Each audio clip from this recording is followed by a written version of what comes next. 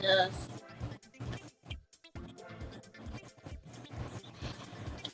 Hey. Hey, hush.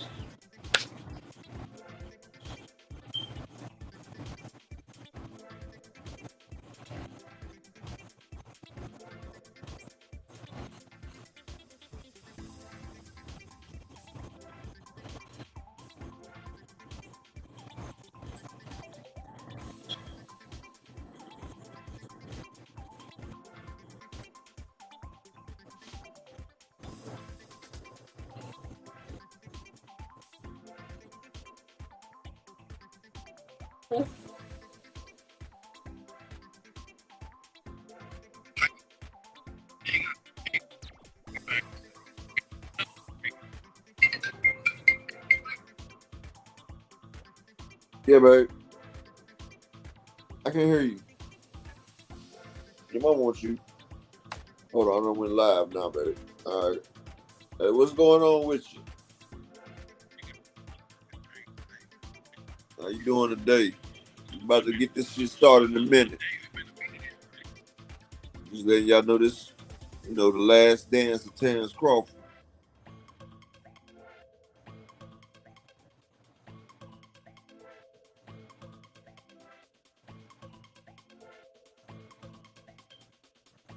Let's get this thing started. Give me a second. I'm just getting everything together. Trying to figure out how to cut this music off. I don't know what the hell I'm doing.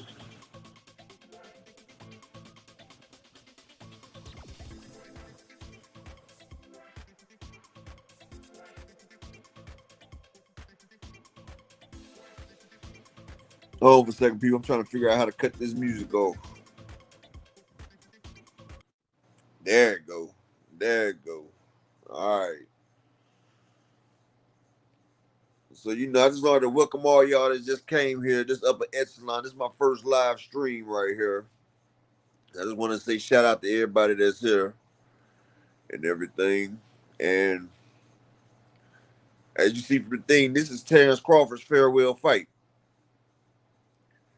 I watched a video of him on the Breakfast Club. He sat there and said that if a fighter is confident in their abilities, then they wouldn't worry about the split, right? Then they asked him, is he worried about Earl Spence? He also said, yeah. He said, Earl Spence is a hell of a fighter. And it'll be between me and him to see who's the king of this division. So Terrence, he hasn't really been in a fight that's tested his mettle. And the thing is, Earl Spence, he's a hell of a fighter. But he's gotten greater over the years because people don't understand the more you fight, the better you get. Like you have to face great competition because his hardest fight was Kell Brook at that time. And after he overcame Kell Brook, he was a much better fighter after he fought with Kell Brook. And if there's anyone that want to get on the live with me, I'm trying to figure out how to do it. Let me see how I can do it. Broadcast info.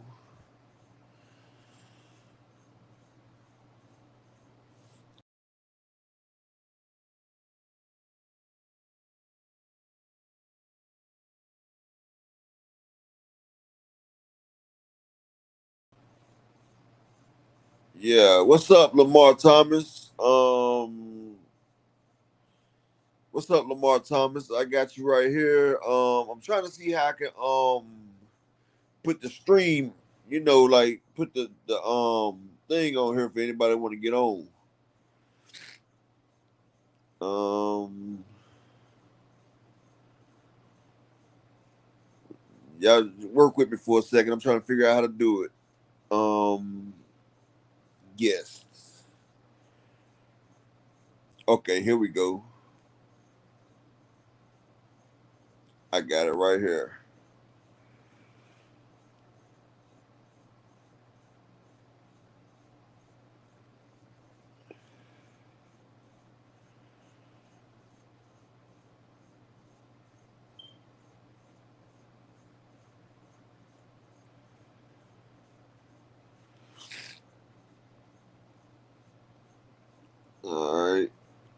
Copy to the clipboard.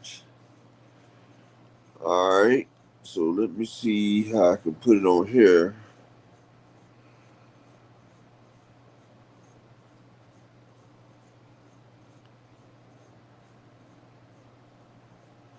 There we go. There go right there. I'm just learning as I go, man. Learning as I go. Learning as I go. This is my first one, so I'm just learning as I go. There go the link right there, Lennar. If you want to get up here, bro. You know. But yeah, anyone want to get up here, just let me know. Come up here. What's going on, bro? Hey, little love, the underdogs on top. Yes, sir. Yes, sir. Yes, sir. What's How's it going on, going? man? So Oh, not much. I This is my checked out your first. channel after the live, bro. Like I said, I was going to. I subscribed to everything. I appreciate that, bro. I appreciate. This is my first live stream. I'm trying to get used to it. Everybody told me I need to go ahead and do it. Yeah, you're about to be at 1,000, so yeah.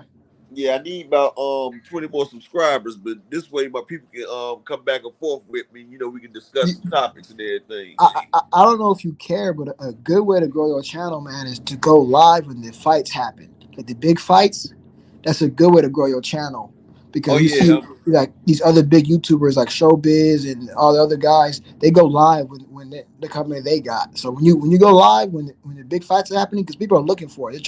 They think that either you're showing a fight or they just want to have a good time, have like a party, a fight party. So yeah, they I feel join you in a right lot. there because this is sports bar, so I want it to happen like that anyway. But I remember when Showbiz first got started. Yo, the Wise Crush salute, bro. Nitty G salute, family. DP Rocker salute. Salute everybody in there. The link up there for whoever want to jump up here though. But yeah, I was just sitting back looking and thinking, like I said in one of my videos, this Terrence Crawford's last trip around the thing. He done went and got his hands. He done got his hands for the Hall of Fame already casted and everything. And he's just looking for a paycheck. He's just looking for a way out. And see, right now he's trying to get a way out so he can make sure he take care of his family because he I once think said yeah, before. Remember yeah, before he said he wasn't gonna be boxing when he's all up in his 30s like that. He said he gonna be retired when he's in his 30s. yeah, and I think What's that going on, Mike? Salute. he knows this is a dangerous fight. So that's why he wants to get as much money as he can now. Yeah, he knows that because looking at Earl, once you fight Earl Spence, you're not the same. Earl does significant damage to a person's body, and not only does he mess with your body, he messes with your mental as well. Like Mikey Garcia said, he told you he was like, man, that man was just so overwhelming. Like he was always there, and that messed with Mikey right there. Like Mikey couldn't get away from him. You know what I'm Yeah, saying? yeah, and I think I think that if Terrence Crawford loses this fight, if it's a close fight, controversial, I think he gonna try to run it back. But I don't even. if he gets dominated or it's convincing, at least I think that's his, be his last fight. You want me to tell you why I don't think this fight gonna be that close? Yeah, Guess I'm what, not right? saying I don't think I mean yeah I mean that's another topic. I'm just saying that if he loses, if he gets dominated or he gets beat convincingly enough, I think he's gonna call it a day. I really do. I don't think he Have goes you up there noticed again. Earl Spence ain't had nobody run a fight back with him?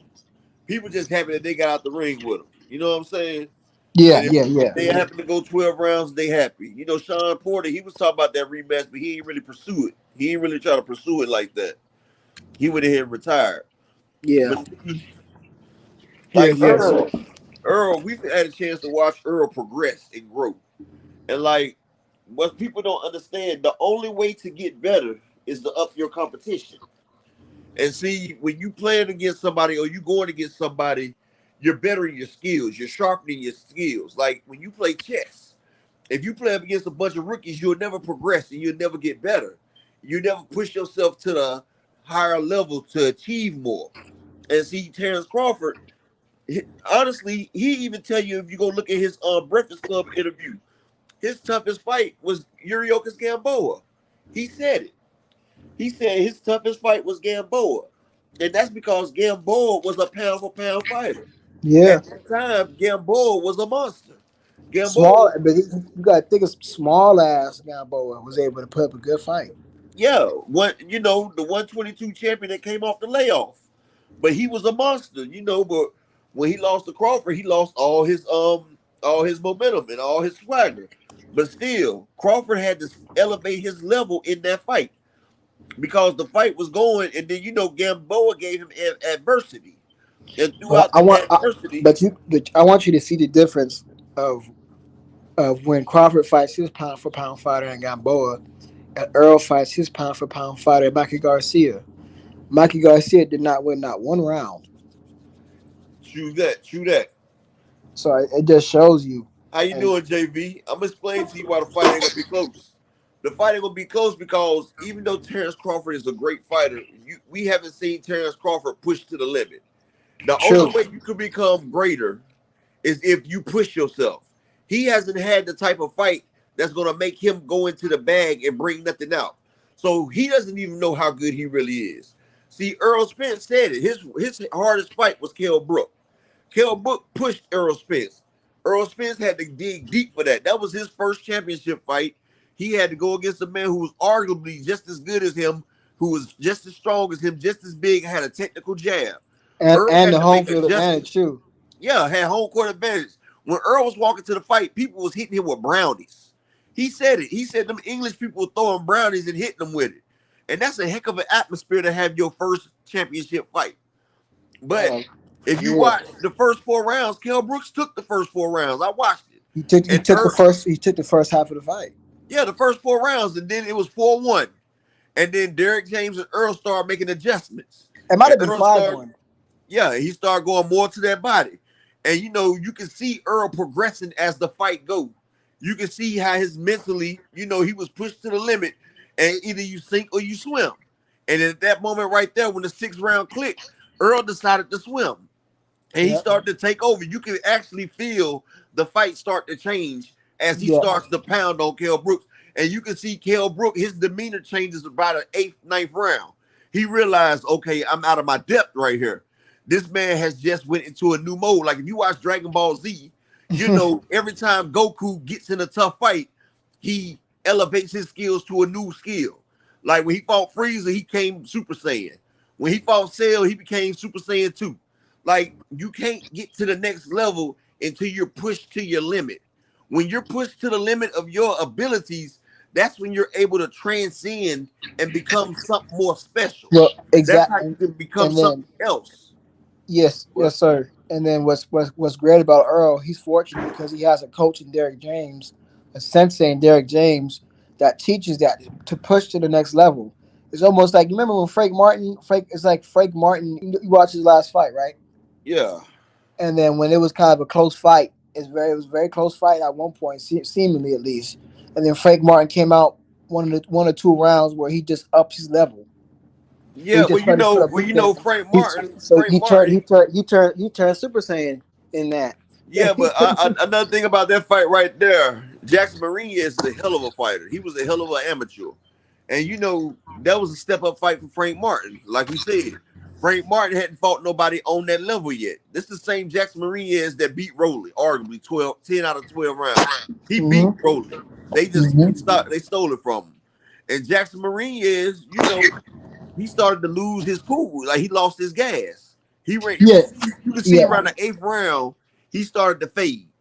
And yeah, see, Derrick James, he teaches his fighters how to keep that gas tank going. That's the first thing he teaches is stamina.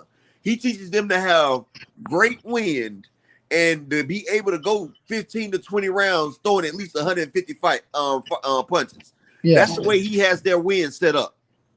That's the way he keeps his wind. It's, yeah. And that's why I said, and see, like with as Earl, he fight, and see, he teaches them that body snatching style. So every time you get hit to the body, you're losing your stamina. I don't care who. That's how you stop a fast, fleet-footed fighter. You go to the body. You take yeah, away a person's power, you go to the body. he And take away their legs, go to the yeah, bottom. go to the body. And if you lead with that jab, the jab is the end all, know all. All of his fighters use that jab exquisitely. Oh yeah. Anybody else want to jump on the panel? I got the links in the description. I mean the links right there in the chat. If anybody want to jump on. I mean, this is my first So one. And if you ain't subscribed to my channel, please hit the subscribe button. Trying to hit 1,000. But anybody Yeah, that want to jump up here, y'all can jump on up here. yeah. I was just saying that I was just saying, yeah, if you see as fighters, it's like How you sometimes doing, they just Bless go, 365, JV? How y'all doing? they become Super Saiyan in there sometimes when they're Yeah, down or it's exactly. close, it's controversial. You see that, like, they'll do, Jerry Jazz will give them instructions, and then they go out and they get faster, they get stronger, their determination goes up, their Exactly. work That's rate, what I'm. their work rate goes up. It's like almost they get a boost, like they turn Super Saiyan. You know Yeah, what that's I'm what I'm saying? saying. But you see that they got pushed to the limit. Like So Goku, yeah, he gets pushed to his limit. And see, when Aaron fought Kell Brooks, after that fight, you see he was a whole different monster when he came after he fought Lamont Peterson. Lamont Peterson was a slick fighter, and Lamont Peterson was a good fighter. You see, Earl came with a different strategy in that fight, and he sat him down. Then he came with an even different strategy with Ocampo. Each time Earl fighting elite level fighters, he's not fighting no cab drivers or no rinky dink fighters. He's fighting fighters that are good in certain aspects. Like Sean Porter was a good to great inside fighter. So Earl fought him on the inside. So Earl decided to fight Sean Porter's fight. He could have fought him from the outside and made it a different fight, but he chose to fight on the inside so he could motivate and uplift his game. Earl wanted to test himself. So he went in there and fought Sean Porter the way Sean Porter fight. And he made himself a lot better. And that transcends to the Ugas fight right there. Earl Spence went in there and fought Sean Porter on the inside without strength and conditioning. And then you see he did the same fight to Ugas with strength and conditioning. And you see he broke that man down. yeah. And the crazy part about it is Ugas was pushing Porter back. Their fight. Yeah, exactly, exactly. But Earl got the experience of fighting a rough and tumble fight with Sean Porter, just like he got the experience of boxing when he fought Mikey Garcia. He had a chance to keep a pound for pound fighter on the back foot. He was fighting that man from the front foot to the back foot, keeping him distance with the jab, and he was killing him. Like he was tearing his body up. Mikey Garcia, he was supposed to be the counterpuncher's counterpuncher. And after he did that, he was able to transcend that to Danny Garcia because Danny Garcia is only a counterpuncher who hasn't done nothing in the welterweight division. I hate to say it, but Danny Garcia was good in the junior welterweight, but he hasn't did nothing in the welterweight division. Well, I can't Who say has he? that, brother. Who has he beaten in welterweights? Who has He Danny hasn't beat Garcia beaten in he welterweight? hasn't beat anybody good, but he did become champion. That's all I want to say. Okay, but who has Danny Garcia beaten in the welterweight division? Robert Guerrero. Okay, Robert Guerrero passed his prime, right?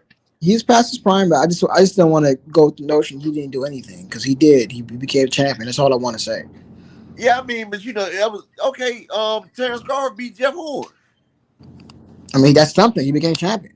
I mean, I understand that, but it's about who you fight to become champion. Okay, well, Canelo Alvarez, he fought his sparring partner to become champion. Are we gonna talk about that? Yeah, I'm not saying it's the greatest win. I'm just saying to do nothing means you didn't become champion. All I want to say is that you guy became champion. That's all I'm saying. You absolutely right, JV. Earl Spence has the highest motor in the welterweight. He throws punches like a lightweight. And if you take away the Porter fight, Earl is the least hit welterweight. They say his defense and his head's always there, but he's pound for pound. I mean, shot for shot, he gets hit less than any other welterweight. Is that true? Yes, I'm not gonna say that that's not true, bro. I deal in facts. I deal in facts over feelings, bro. I'm not gonna say that that's not facts. Earl Because Spence, I heard about that too, and I believe it because I could tell, but I could never find a Earl source. Spence has the highest punch to hit ratio in boxing. It's 7-1. He lands Where can I 7. find that source at? I'm just wondering. I'm not You questioning can you. I go just want to. to know I'm where. no. I'm saying you can go to box rate. You can just look it up. You can look up his punch stats, how much he gets hit. You can take the stats from each fight. You can look at how many punches get thrown, how many get landed. You just do the math. It's easy right there. Okay, that's all I wanted to know. I just want to know What's where I up, can find Ramona it Emily at. Jones? How you doing? But see, one thing about Earl Spence and all the Derrick James fighters is when they train so hard, like around the 6th and 7th round, they start hitting their stride. That's when they start getting that good lather. And by the time they done put in so much body work, their opponents is starting to fade. That's why it looks like their fighters is getting stronger as the opponents is getting weaker. because they've been putting in that work and they're more efficient with their movements. They don't waste movements. Derrick James teaches them not to waste movements. They do not waste any type of movements. Anything that they do it for a reason. Like if you notice when Derrick James has them hitting the bag and hitting the pads, you don't see all that speed punching, them shoe shining, all the big combos. Derrick James, he doesn't teach them to do them long, drawn out combos. If he gives them a combo, it's a 1 through 2 or 1, 2, 3, 4. He's doing it where each shot lands and each shot does what it's supposed to do. He ain't got them shoe shining. That's wasting energy, shoe shining. Yeah, that Floyd Mayweather bullshit. You never I fought like mean, that. Or, that's just not his style. You know what I'm saying? That's just not his style. He's efficient, but one thing about all of his fighters, they all can box. Jermell Charlo, before he got to Derrick James, was a pure boxer. Jermell Charlo used to live off the front and back foot. He didn't have the power. He got with Derrick James, he became a knockout artist. Thanks, Grown Man Boxing. I'm glad you're here too. And that's why I say, this is my first live right here. Anybody want to step up here, they can get up here. It's my first show. Y'all can get up here. I don't care. I'm just glad y'all are here. And I just hope everybody subscribe to the Upper Echelons channel if you can. If you're not subscribed. But yeah, all Derrick James fighters can box, but they haven't been pushed to the limit where they have to box because they can go out there with their game plan, and their game plan is so sound.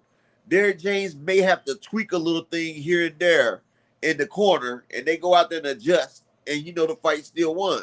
But until they're pushed to their limit, they're not going to show you all the tools that they have because Earl and Charlo and Frank can also box. They're all accomplished amateurs, and they're all good boxers. Earl outboxed Floyd in the doghouse, and Floyd is arguably one of the greatest defensive fighters of all time, really, defensively. I ain't talking about Pretty Boy. I'm talking about Money Mayweather, and that's who he got in that gym, Money Mayweather, and he had his eyes swollen. They kicked him out the gym.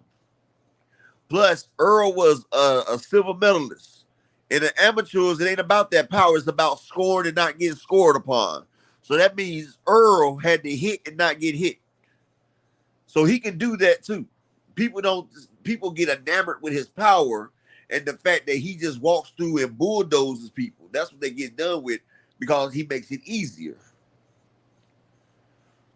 Nah, Bobby Romero, Charlo wasn't a brawler. He was a pure boxer. If you go look, Bobby Romero, he was a pure boxer. He wasn't a brawler. Charlo didn't have he didn't really have no knockouts. Like Charlo didn't start getting his knockouts until he got with Derrick James. Charlo used to dance around the ring and he used to be up on his toes. Go look at some of his earlier fights. I got some of it in the movie. Charlo used to bounce on his toes. Derrick James slowed him down and got him to sit down on his punches. Charlo was a boxer before, not a brawler. You might be thinking about his brother, but Jermell Charlo, because see, Jermell Charlo was considered the boxer while his brother was considered the slugger. Jamal was considered the knockout artist while Jermell was the pure boxer.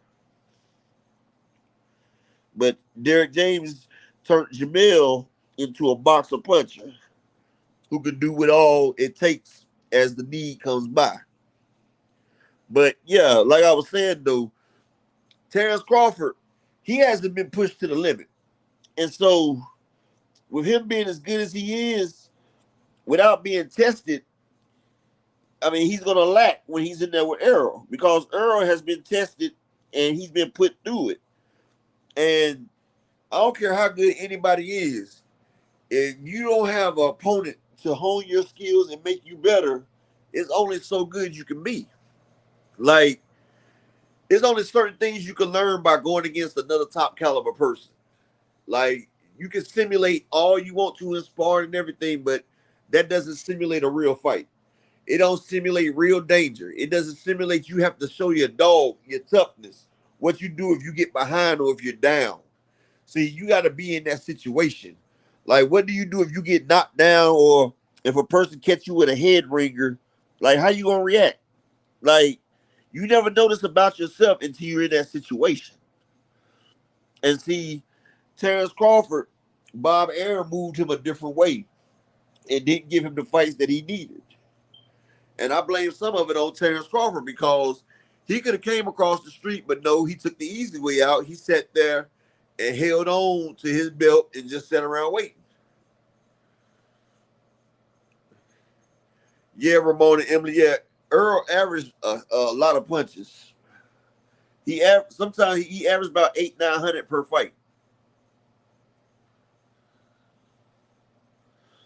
Yeah, JB, that's what I said as well. That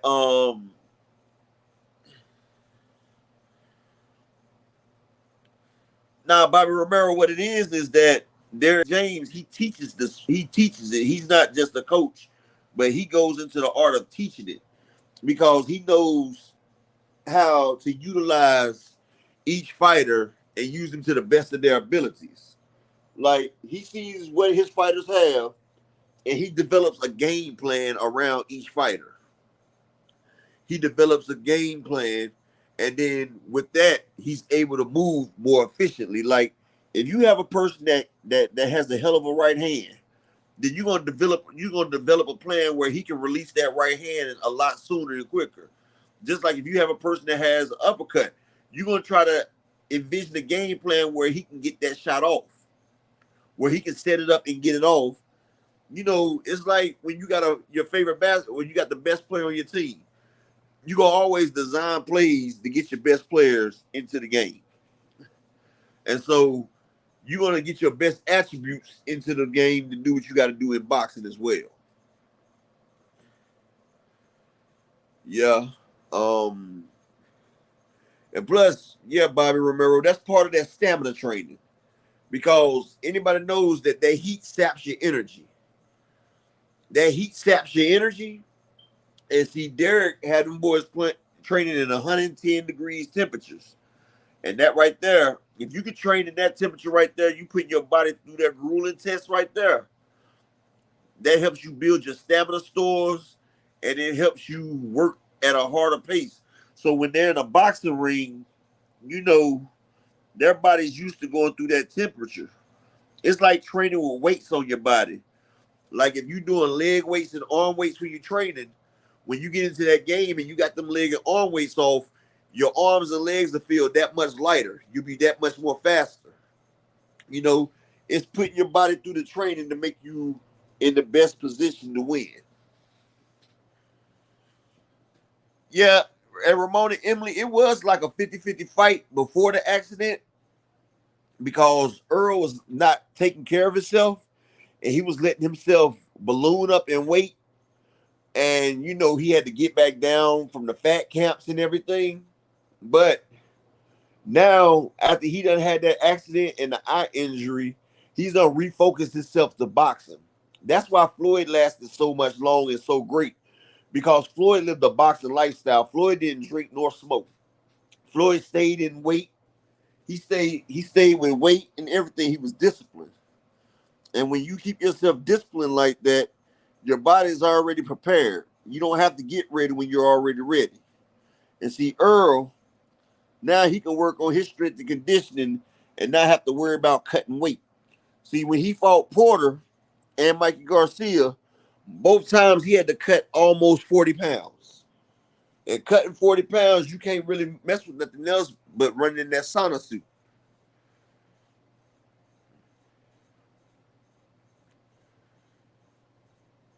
Does anybody want to step up here on the panel? If not, I can just come on by myself. But I mean, if anybody want to step up here on the panel, just let me know. And, we can go into something.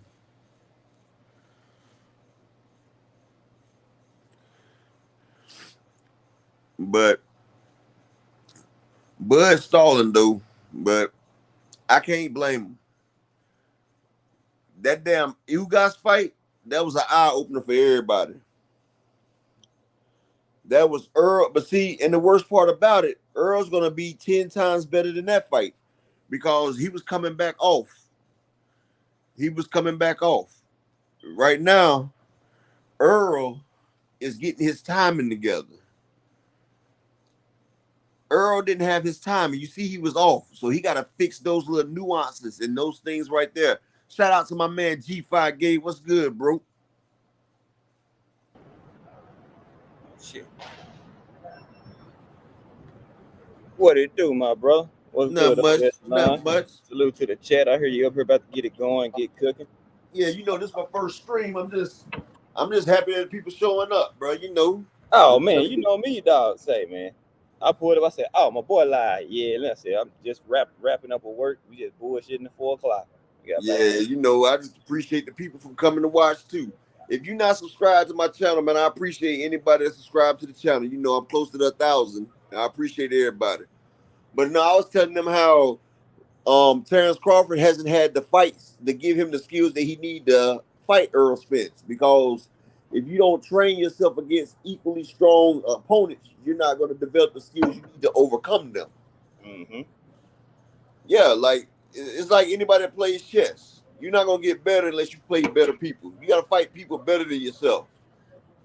You're not gonna get on a better level until you go against people that's better than you. That's why, if you notice, Earl also trains against middleweights and light heavyweights.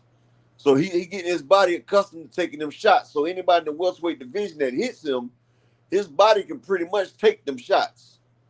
Plus, the man went one-on-one with a concrete and Ferrari. Man only had a broken jaw. Like, that's tough. Not taking nothing away from Bud, because he also got shot in the head and he's still fighting as well. But Bud energy changed after that Ugas fight. Yeah, you ain't lying. I saw it live, and I can tell. You know how once a person win, and you can tell like how the energy is zapped out the arena type of deal. That's how I felt when Ugas got stopped. Everybody kind of just froze, like damn. He just Now, I'm was. going to tell you when it happened. If you paid attention to it, right? Terrence Crawford was calling every round, right? He was calling the first 3 rounds. He was calling it on Twitter. Each round, Terrence Crawford was letting you know what's going on. Letting you know what's going on. And then when he started, after the 6th round, after he started breaking Ugas down and hitting Ugas with them shots, and then when he said, Terrence, I'm coming for that motherfucking belt, you see it took him 15 minutes to respond after that. I know everybody at Terrence's house was looking like, damn. They looking at Bud like, Bud, what you about to do? Yeah, I was talking about the arena. You know how you got the Cuban fans that was like diehard Cuban fans and shit like that, who was just pushing and doing out. They was doing a whole bunch of shit talking in the first half of the fight. Oh, yeah, they was. I mean, I'm talking about it was one sitting right next to me, like I can elbow him type of deal, right? And shit, they was doing. By the time they started getting broke down, bro, they was quiet as a church house mouse, bro, sitting there and watching them, and they had to watch this shit just play out. And I was like, Bro, that was actually, bro. We witnessed attempted murder, bro. Like, we witnessed one man literally beat a man halfway to death, bro. And people don't understand. Boxing is the only sport you can't play. Boxing is a very violent sport. That's 2 men beat each other until one of them can't continue anymore. Like, we glorify the sport, but we're not realizing these men put their life on the line. Boxers die all the time. You're taking blunt force trauma to your ribs, body, and head. And people don't understand that. So I give every boxer their just due, because it takes a real man to get out there and get in that ring. And see, I used to box as well until I crushed my hand. But anybody that hasn't been in that ring, I don't think that they should be on this YouTube platform giving their opinion about something that they never did. If you never got in that ring, then you should stop being so critical with your opinion, which a lot of people on their platforms do. And they never took a punch, but they the most critical. But Crawford, he getting as much money as he can, because hey, it's the end of the road. It's the end of the road. Plus, he getting some get back right now anyway, because Crawford already felt like we didn't give him his just due, that he's been shitted on his whole career, and he felt like we haven't said that he was as good as he was supposed to be, because every time he pound for pound number one, they'd jump somebody over him like Canelo or Lomachenko with a loss. So right now, the world's watching Crawford right now. He's getting his 15 minutes of fame, and he gonna milk that. He gonna make you watch him and respect his game until it's time. And now everybody's waiting on Crawford, if you sit there and think about it, because until he signed or until he agrees, the fight don't happen. And this is the biggest fight in over 41 years. We haven't had a fight like this in 41 years. And Hearns and Sugar Ray already had a loss at the time. This is two undefeated fighters right here. And I don't even think this fight gonna be like Sugar Ray and Hearns. I think this will be like more like Hagler and Hearns.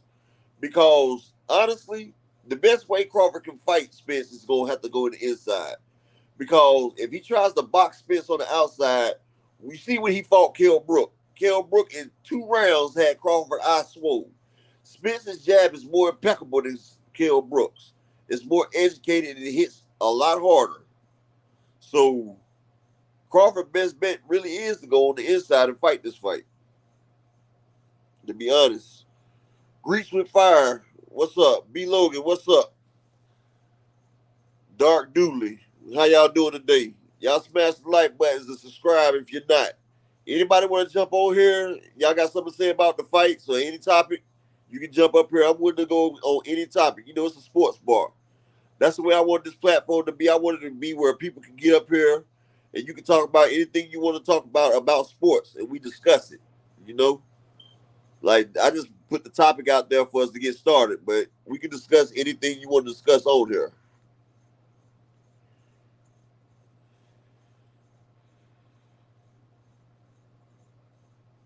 Yeah, hold on. Let me put this in the chat.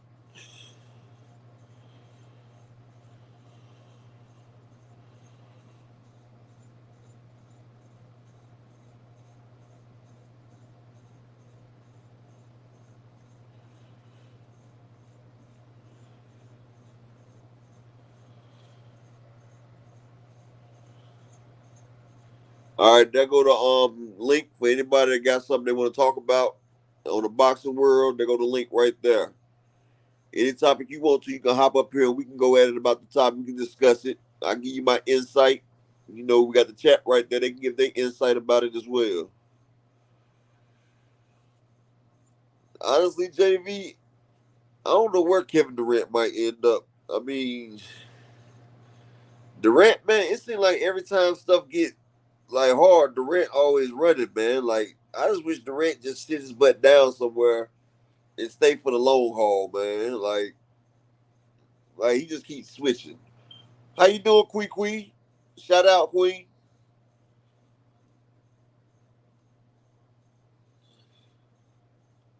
Anybody got anything they want to talk about in boxing? Yep. Well, in the other news, they got Tim Tszyu and Charlo got the fight set up for January. I guess they set that fight out so long so they giving Charlo a chance to hold on so can't nobody else mandate. But that's still 6 months away right there, so that's a long ass time for a fight. But him and Tim Tszyu, they came to agreements.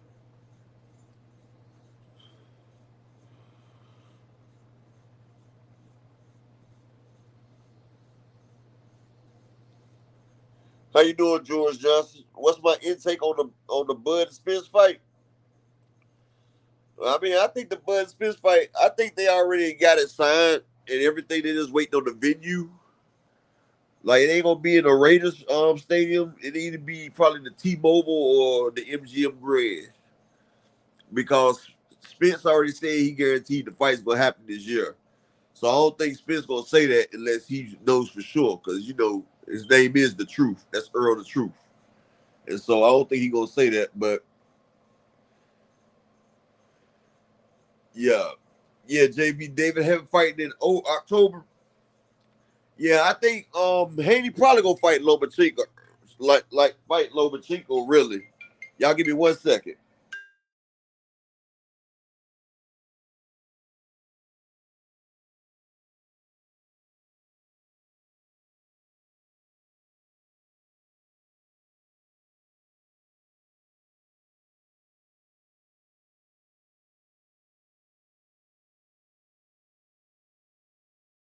Sorry about that, y'all. That was my wife. Had to take care of something real quick. But salute Big Tony. George Johnson, you said if I was to choose a side, who would it be and why? EJ versus Bud. I mean, I'm choosing Earl. And it's not, I mean, I like both fighters. I like both fighters, but I'm choosing Earl. I got the videos on my page to explain why. I mean, first off, Bud just ain't got the. He just hasn't had the fights to give him the experience to beat Spence. But like JV said, that fight with Devin Haney, I'm thinking it's gonna be Lomachenko because don't nobody want to see a Kambosos fight. Like he watched Kambosos, and it's really a way around that fight. They just have to pay him step aside money. But you see Kambosos talk about, I really hope Devin Haney honors his agreement. So that shows that Devin can get out of it. But I don't really see what's the use of him fighting Kambosos again. That fight right there wasn't nothing. It really wasn't nothing. But I'm thinking it'll be Lomachenko.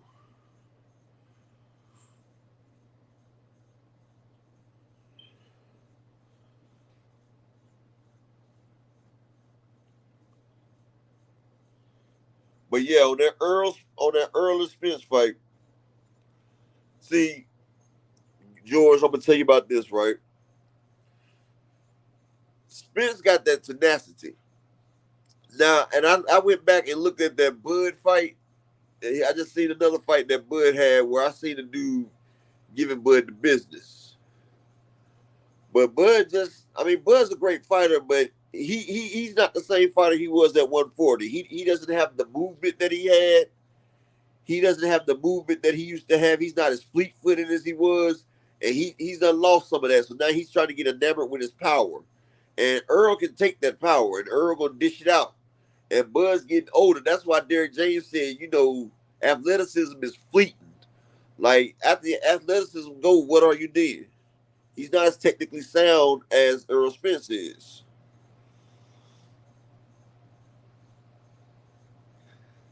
Yeah, Johnson. Yeah, Haney will be tested against Loma, but I think Haney too big for Loma right there. Like Haney, he'll outbox Loma though, because I mean you see Teofimo did Loma for 7 rounds, and then he messed up when he tried to start brawling him.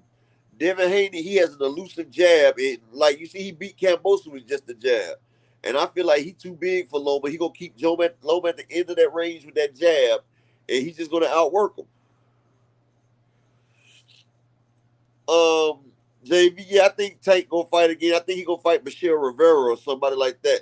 I think that's who they said they was trying to get him to fight. I think that's who Tank gonna be fighting. Yeah, another one of them black versus Mexican fights. He ain't fighting the ones we wanted to fight, but hey, you see what Floyd told them? Why everybody trying to fight Tank? Floyd trying to move Tank his way, so Floyd trying to get his money off of Tank. He ain't gonna let Tank take this L. Christy Schauffer, shout out to Christy Schauffer. You say what you think? Oh, well, St. Louis Mike. What I think about Joshua Usyk too? I think Usyk. Joshua gonna fight, but I think Usyk will go ahead and beat him again. Like Joshua, he tries and everything, but he just ain't got it to beat Usyk. Like Usyk is a very well-rounded fighter, but he got that speed over Anthony Joshua, and he can take Anthony Joshua fight. And if you look at the fight, he came close to stopping Joshua. It's like Eddie Hearn messed up Joshua's career, man. Like Joshua could have been much more, but Eddie Hearn's messed him up. And that's the problem with Eddie Hearn's right there. Eddie Hearn messed up all our people's career. Look what he did to Kell Brook. Kell Brook was 38-0 as a welterweight. And Eddie Hearn was his promoter. He fed Kell Brook the Triple G. He made Kell Brook jump up 2 weight divisions to fight an undefeated Triple G. When Kell Brook had all these fighters in the welterweight he could have fought, he fed him the Triple G. That's how Eddie Hearn is. He got Demetrius Andrade and Devin Haney on his label. He gives them a bunch of bullshit fights so that stock can go down. See, that's what he does. He's a gatekeeper. He'll get a hold of our people, and he'll sit there and won't let them get the fights that they need to progress. That's what he do. Because, like, Devin Haney could have had the Luke Campbell fight. He was the Minotaur.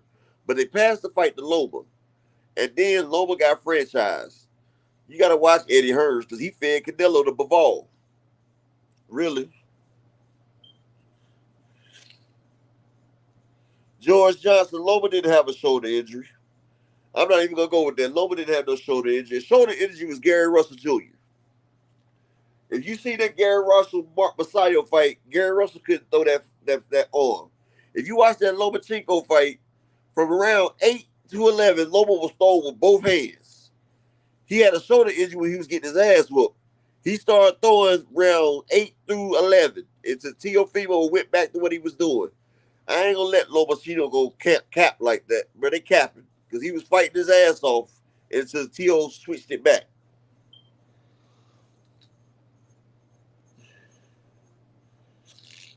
Yep. JB, I think Haney's feet faster than Loma's just about. He can move as Haney moves. Yeah, he gonna fight him different. He gonna have to, but Usyk gonna come in there different too.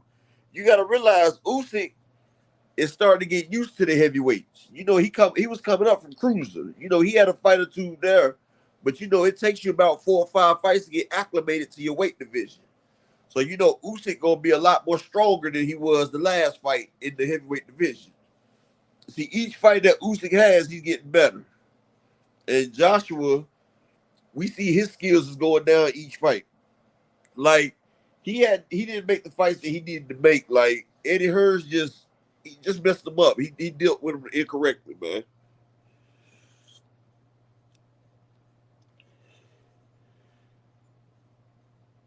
I mean, I wouldn't even want to see a rematch because I felt like Gary beat him with one arm. Really, if you sit there and look at the rounds, that man was he was changing levels with one arm. Mark Masayo, when he fought Ray Vargas, I was on champ side and I called it out. I said it. I said Ray Vargas about to beat Mark Masayo. I was on champ side before the fight even started. And Ray Vargas outboxed him. Mark Masayo, all he does is swing. He swings for the fences. He offer up prayers. That's it. And I'm just trying to figure out, you know, he was dub stepping, Euro stepping, even in the 12th round. That man right there, I hate to say it, but that man juicing on something. For you to sit there and still have that much energy in the 12th round, come on, man. Pacquiao and them, they got that good fish over there or something. I don't know what it is.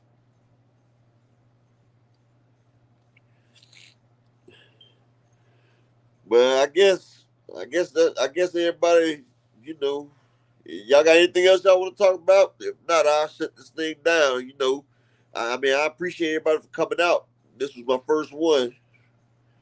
You know, maybe I can. I'm gonna get better at it each time. You know, this was my first time. I was just testing it out, seeing how it was. Oh, Bivol versus Beterbiev. Now that right there, that'll be a hell of a fight right there. That'll be a hell of a fight. Because Sir Marcus Brown, when he fought Beterbiev, for the first half of the fight, he was boxing him. And Bivol, he boxes just as good as Marcus Brown. But you know, Derrick James trained Marcus Brown. And you can box Beterbiev a little bit. But when Beterbiev fought Joe Smith Jr., he surprised me. He showed me a more skills that he have. But I've also watched Beterbiev in his amateur days when he was fighting Usyk and them. Because at one point, Beterbiev was ranked number 1 in the world, and Usyk was ranked like number 6 when Usyk beat him. But Beterbiev, he has more skills than we've seen. He's kind of like Earl a little bit.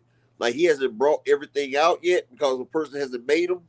But I think Beterbiev and Bivol, it'll make it to like the 9th or 10th round. And I think Beterbiev, he just overcome Bivol really. Because Bivol, he's pretty good. He's kind of strong, but I don't think he got enough to make Beterbiev respect him. I don't think he got enough to make respect him. But it's going to be a hell of a fight, though. But if Bivol can keep him away with the jab, because he's longer, if he can keep on the outside and he can hit him hard enough to make him respect him and keep him up off of him, then Bivol can probably get the decision like he did against against Smith. But everybody that's here, if y'all could hit the subscribe button and the notification bell, and let you know whenever I drop a new video. I try to drop a video about every day. And I'll probably drop another one later on tonight, a video. And I appreciate all y'all for coming out here, man. Everybody. And I want to get the stream better where, I want to hear y'all input as well, because like I want this to be like a community where we can just sit here and chat about sports. I don't want it to be like y'all subscribe to me. I just want it to be like it's a family and we just get to talk to each other,